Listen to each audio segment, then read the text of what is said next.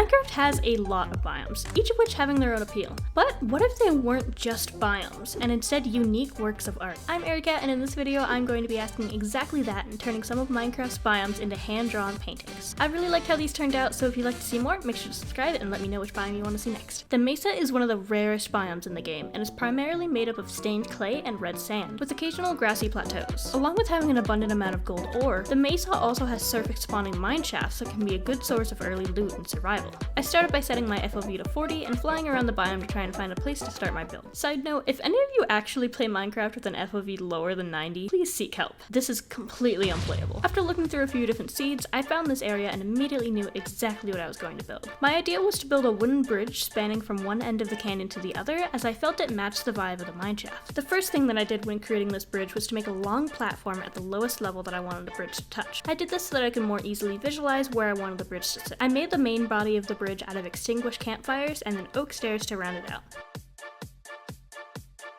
I added in supports made out of oak logs every 10 or so blocks, so it looks like it was actually supported by something.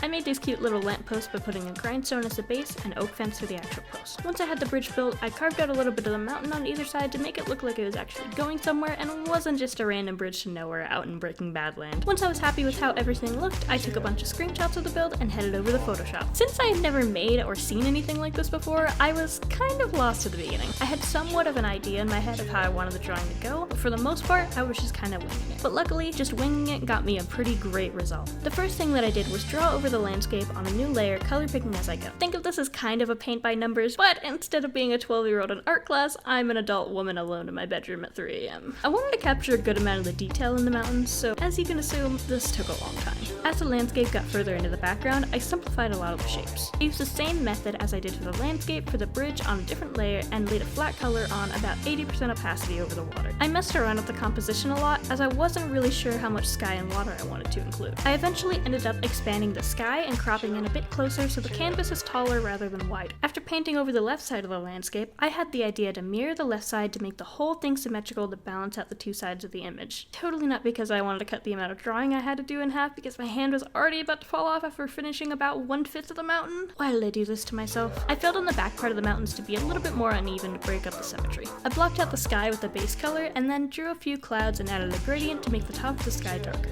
Once I was happy with how the landscape was looking, I started on the water. I made this kind of bubbly pattern that I learned how to draw from watching a couple of anime and water tutorials I found online, and then distorted it to fit the perspective of the water. After a little bit of erasing and adding in a shadow, the water was looking pretty wet. The last thing that I did was drop the opacity of the water detail and then add in a reflection to the water, and then this drawing was finished. It ended up looking so good, and I'm really proud of how it turned out. I think the reflection in the water really ended up adding a lot and tied the whole piece together. Now that I had finished the Mesa, it was time for the mushroom fields. The mushroom biome is one of the oldest and most iconic biomes in Minecraft for its unique grass and ability to spawn hostile mobs, and the mushroom cows that inhabit it. I always get a very strong kind of cottagecore vibe from the mushroom trees, so I wanted to go with something along the lines of that. The idea I had for this build was a hilly, mushroom-filled forest. I ended up settling on the small mushroom island, and even though it wasn't quite what I had imagined, it worked out pretty well. The first thing that I did was raise the water level on the small lake to bring it a bit closer up to where I wanted the ground level of this build to be. After I had that all filled in with water, carved out some of the hillside to create an alcove where I could put a small house.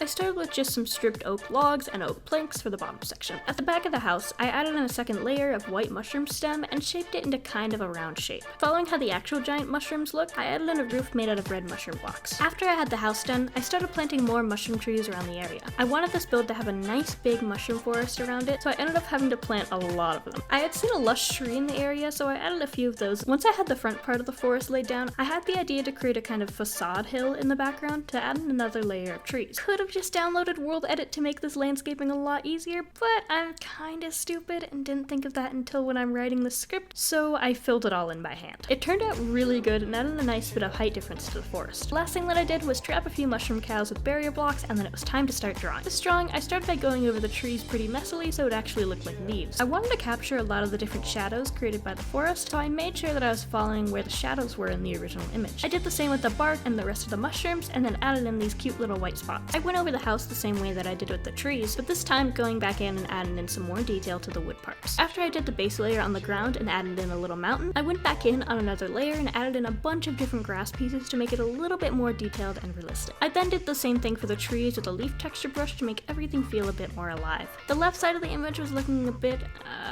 not good, to say the least, so I ended up just cropping it out. I didn't really like how the mountain was looking either, so I copy and pasted some of the trees from the right side of the image and then added them in front of it. I added in some clouds and did the same kind of anime water that I did before, and then the second drawing was finally done. I really like how these drawings turned out, so if you do as well and want to get a sticker, print, phone case, or more of my designs, make sure to click the link in the description below.